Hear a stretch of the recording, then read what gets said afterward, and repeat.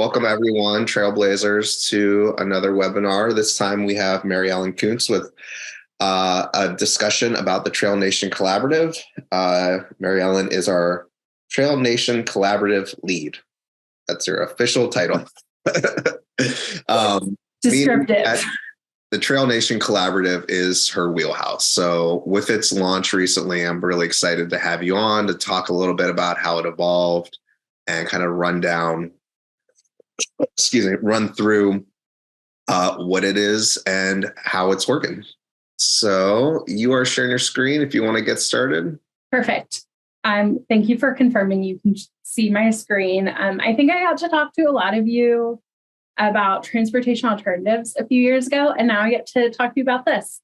So it's been a really fun evolution for me at RTC professionally, but also for the growth of our work.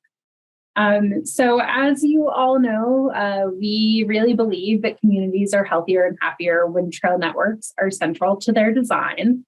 And I would say if you're on this call, the important thing to keep in mind about TrailNation and the collaborative is that this line, like this product of our work, is very centered on the network aspect and component of trails, and making sure that that we can get where we want to go through trails. It's less of the long distance stuff in this line of our product lines.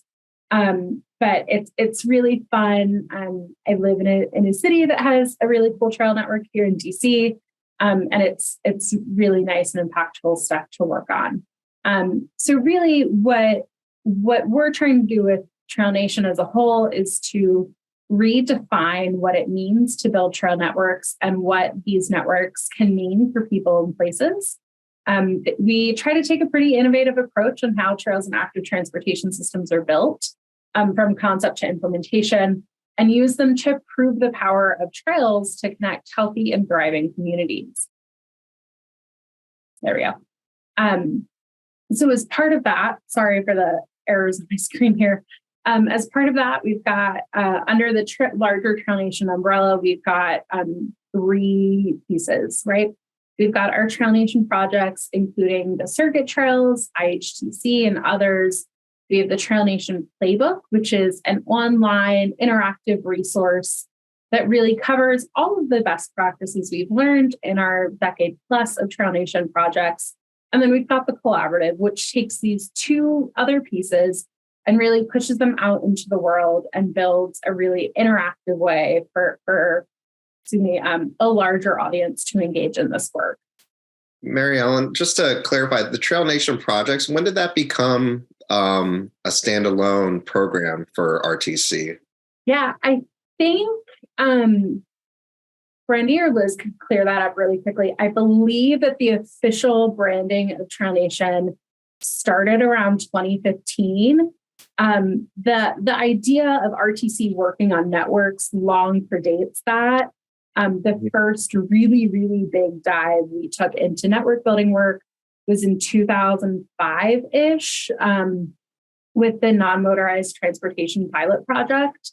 That made investments in, I'm going to forget a couple, but I believe there were 4 communities. I believe it was Marin County in California, Columbia, Missouri, Sheboygan County, Wisconsin, where Mr. Petra is from, and Minneapolis.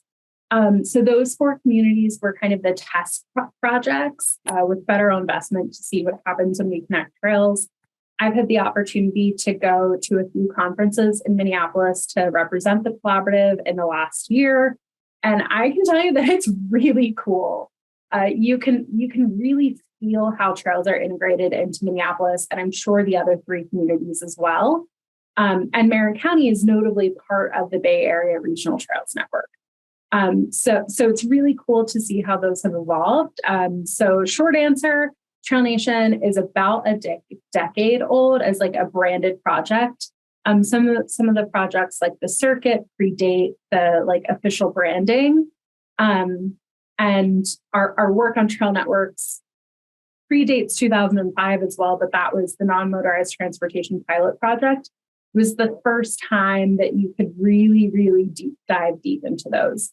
So it's been an almost 20-year evolution of work. Thanks. You mentioned the circuit. That's Philadelphia, the home of the Philadelphia Phillies, I believe. I'm an O's fan, but I'll take it. It's opening day, yeah. I'm not one of the Nationals fans in the office. Good for you. Yeah. I heard you guys had a pretty great football season this year, though. We've had a bunch of good teams lose at the end this year. You know, they got way further than almost anyone else, though. Yeah, I'm hoping for the O's to look a little better this year myself. We'll see how we start off with the Yankees next week.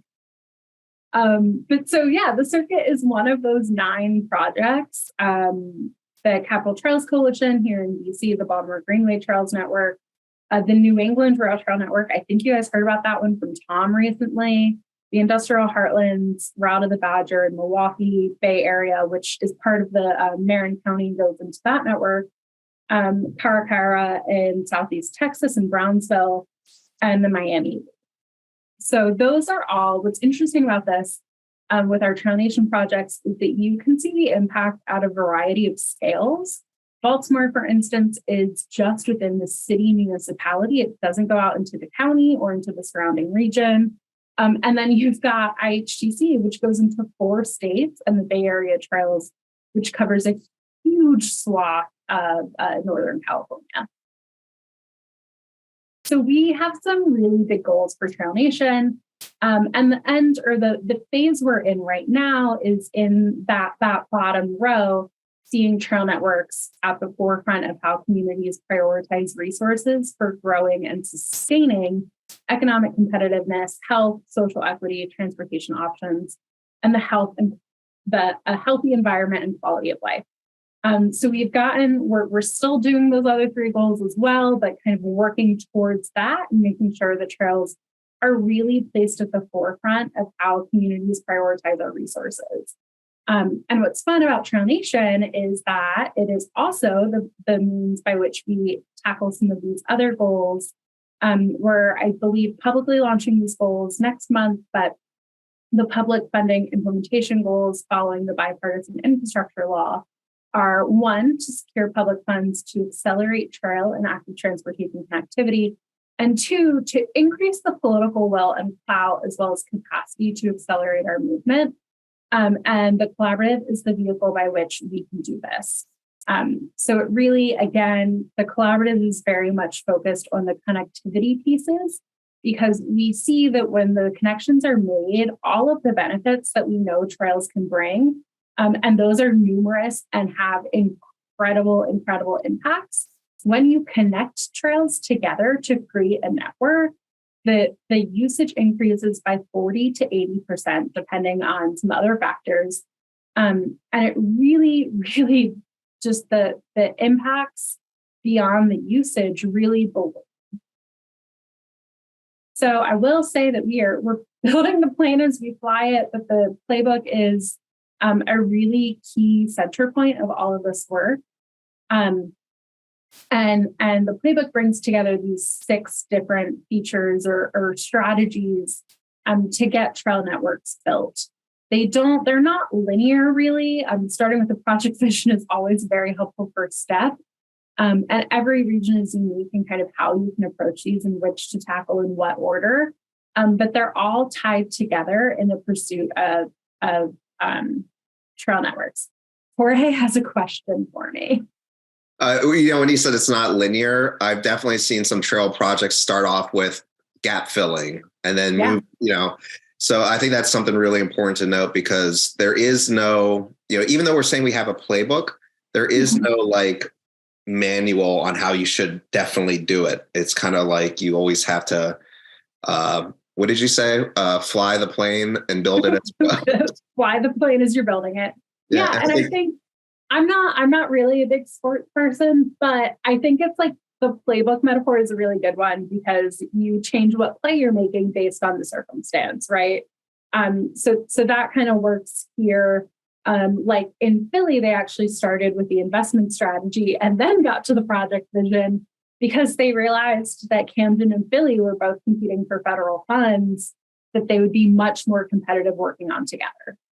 Yeah, that's kind of the how the story was always explained to me, was that everyone was going to be better united for these funds. And I think, right now, a lot of communities are probably in this investment strategy part of the circle, as some of this infrastructure money will be coming towards them. I mean, at least I can point to what's going on in Virginia, where a lot of funding is going into trails, and something like what's happening in the Blue Ridge Mountains. There's a trail that's going to be kind of parallel to, I believe, 81. Yeah. But that's taking off. That's exciting to hear about. I wasn't aware of that trail, but that is a really beautiful part of the state. So that's exciting. And yes, to the note of the bipartisan infrastructure law funding, what's that is super built into everything we're doing this year and next year and probably thereafter that. The influx of funding right now is indescribable almost. It's massive. It is truly a once in a generation moment for us. So we're trying to take advantage of that. And while each of these pieces might look like they gap filling doesn't necessarily look like it ties back to funding, but you'd be surprised at how good we are at explaining how funding plays into all of this. This is just a quick overview of the playbook so you can see what it really feels like. It's on our website. It's live. I can drop the link in the chat once we get to some Q&A time. And really just to talk about the objectives of TrailNation, it is to scale the lessons we learned in our projects that we kind of are thinking about as learning laboratories for this work. We're catalyzing and inspiring active transportation networks from concept to implementation. And that's really fun. I get to talk with folks all over the country that are starting to do this work and people who've been doing it for decades. And it's really inspiring to have those conversations and to see how we can work stronger together as we empower local, regional, and state practitioners. One of the things we've seen a lot is that there's really limited staff capacity in a lot of the organizations and agencies that are pursuing this work. And that means that quite often people feel as though they have to reinvent the wheel. By us, a national advocacy organization, creating this peer learning network, we have the ability to say, hey, let's take time out. Really going with the sports metaphors today. Let's take a second. I actually know that DVRPC has a really great equity funding, a great equity model that you can pull from in Charlotte to connect those dots and really lean on each other a little bit more to create more efficiencies within the process. And I use that example because it's actually one we've done. The DVRPC model for equity is really incredible and a standout. Sorry, I scrolled and it sent everything flying.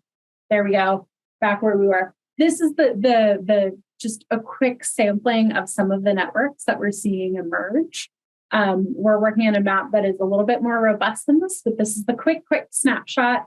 Along with the Great American Rail Trail there, you can see that there are networks popping up in many communities and many states. I'm excited to be able to show you an updated map with more in a few months. But there's already, we're already tracking close to 100 networks. And there's even some folks engaging from other countries. So it's excited to see that this is taking off elsewhere, including our neighbors to the north. So some of the tasks that we're working on right now are really to grow the network through a variety of online events after we launched in January. We're spending a lot of time out on the road and showcasing this. We're doing, many of you, I think, are actually on the TrailNation Collaborative Facebook group, and that really allows us to crowdsource innovative solutions to tough challenges and find really cool case studies. A few weeks ago, someone was like, hey, I'm trying to build a trail next to an airport. Anyone have examples? And there's a shocking number of rail trails right next to airports. So it's really cool to see that happening and to see the community really engaged to find solutions to problems quickly. And we're also online technical assistance is coming soon. There's more details to be shared about that in the coming weeks and months. As for evaluation, the goal of the collaborative is to be responsive to the needs of the field. And that means that we have to know what's going on in the field, and we have to regularly collect feedback and evaluate ourselves in the work that we're doing. This looks like a lot of staff evaluation of programs and events, and tracking funding wins in the bipartisan infrastructure law and in other funding programs. I think Virginia is a great example of a state that's making a ton of investment in both their federal money and their state. And figuring out how we track that and make sure that like that brand new Office of Trails is really taking advantage of this funding opportunity. We're also doing lots of post-event surveys. I won't survey you all today, but Jorge might. So we've got all of these cool things happening, including our online dialogues, the Playbook and Action webinar series that I know a few of our Trailblazers were on. We have in-person events. If anyone will be at the International Trail Summit in Reno next month, we're doing a happy hour on Wednesday night. And we've got that online technical assistance coming as well. So that puts me at about 15 minutes, I think. I'll stop sharing my screen. I'm happy to be here and chat with you all and answer any questions. Thanks, Mary Ellen. You mentioned the Reno event. Were there any others that are on the calendar besides what's coming up? You said next week. I think so. Upcoming events that is our only in-person one right now. That is like for the collaborative specifically. I will also be at the National Association of Regional Communities Conference, or NARC, as it is interestingly named, NARC. I will be at that conference in June. If any of our Trailblazers are there, I'd love to meet in person. And then that's what's on our calendar for right now. We'll be at AMPO, or the Association of NPOs, in September, as well as elsewhere. Reno is kind of our big shindig for the spring. So that's kind of what's coming up. As far as virtual events, we have a webinar on April 12th around accessible events and programming on trails with some of our really cool partners. And then we've got a few others in the works as well. The newsletter that I think you probably all receive, or I can send along a sign up. That includes all of the events and resources that are coming up, and or I can make sure that Jorge gets a copy when it goes out next week to share. Thanks. And I guess we'll take a little bit of time. If anyone has any questions, you can put them in the Q&A or in the chat now. Feel free. And would you mind putting that Facebook group link in the chat for people to see? Yeah. So that was started, we had a listserv for many years, the like Trails and Greenways listserv. And then the organization or Yahoo Groups shut down. And everyone who's on a listserv or manages one has probably heard this. But it caused a lot of like stir in the listserv communities. So we moved to Facebook, and it's worked really well, and it's been in just around 3 years. Really incredible to see the growth from literally nothing to a community that needs very little handholding and management from our staff. Yeah, yesterday someone asked, do any trail organizations possess a trademark of the name of their trail? And I have to put the Great American in there to answer that. I think that one's trademarked. Yeah, I believe so. So if anyone has any questions, we have a few minutes left. If anybody wants to chime in, I will look at the chat and the Q&A.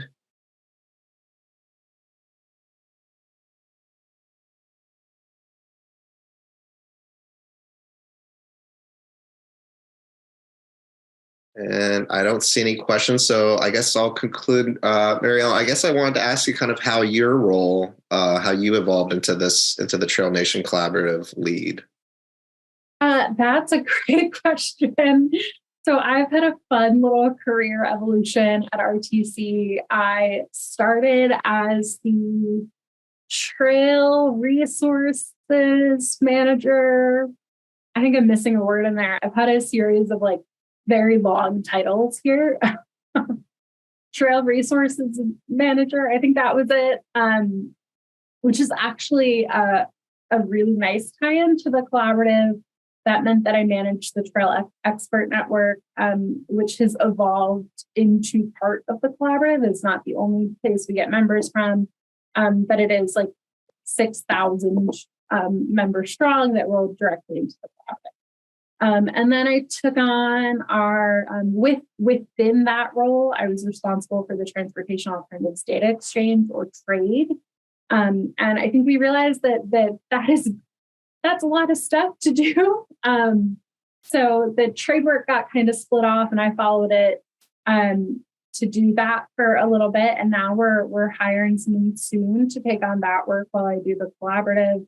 But it's all really based. All of my time here has really been based on finding ways to build community for our peer members and our peer organizations.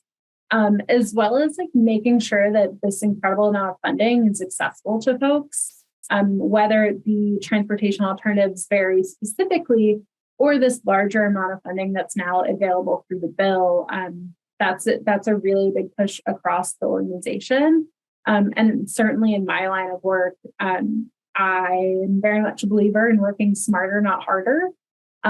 So trying to create some efficiencies and making sure that people are aware of the ways that you can really maximize on all of the dollars that are on the table right now, and helping folks to connect the dots so that they can find the resources, skills, and peers that they need to make their work a little bit easier. Thanks. Yeah, I think a lot of people, when we say once in a generation investment, I don't think people really realize that. Do you have a number that you could throw out to people to explain why this is once in a generation? Oh gosh, you're not off the top of my head, but the number I will say is that the Transportation Alternatives Program, because that's kind of my wheelhouse still, the Transportation Alternatives Program is the largest source of money for trails, walking, and biking. That program is 30 years old this fiscal year-ish. The bill passed in 1992. And the first year of the program was in 1993. So it's now 30 years old. So it's a real milestone, I think. And the program has grown by 70% in the last bill. So to take what was already the biggest program and to grow it by that much is really, really huge. It's allowing states and municipalities, or states and MPOs that have the ability to administer the funds, to really rethink how they do things. This is a huge pot of money. There's now new eligibilities on a lot of things, but perhaps most pertinently for this group, there's a new eligibility or a new read perhaps on the law to explicitly say that maintenance is now eligible for TA. And the pot of the recreational trails maintenance has always been eligible. That is kind of the sister to transportation alternatives. They're passed together in the same year in the same law. And that program, the recreational trails program, has always been eligible for maintenance. And now there's a realization that because RTP is, and it technically sits under transportation alternatives, that kind of trickles up a little bit. So maintenance is now eligible under transportation alternatives, and that is really a game changer. The other thing that's really awesome is the new eligibilities for technical assistance. States are now able to use 5% of their state funding for TA on making the program more accessible to more communities. And one of the things that ties directly into that is flexibility around the matching requirement. States are now able to, before each individual project had to meet an 80-20 split with a 20% match, unless you were in Western states with a really high percentage of federal lands. Then you had a lower one, there's a sliding scale there, but now you can average that out. So if you have a really economically distressed community and a economically advantaged community right next to each other, and they're both building trails, you could say to the economically disadvantaged community, we're going to lower your match to 10%. And to even it out, we're going to raise the other communities to 30% because that funding is more accessible to them. So you've got these opportunities to make the funds a little bit easier to access depending on your community, really, and easier to access across the board by states taking advantage of funding that is specifically set aside for them to use to create technical assistance and lower and reduce some of the barriers to accessing federal funding. Because federal funding, it's big, there's a lot of it, but it can also be very hard to access. There's a lot of red tape. Thank you. If anyone doesn't have any last questions, I think we'll wrap up 3 minutes early. Just give everyone a second. But Mary Ellen, I appreciate the time. If anyone has any questions that you want to send over to me to forward on or reach out, and I appreciate everyone tuning in and supporting the Trails movement. Any last words? Nope. Thanks for having me. Yeah.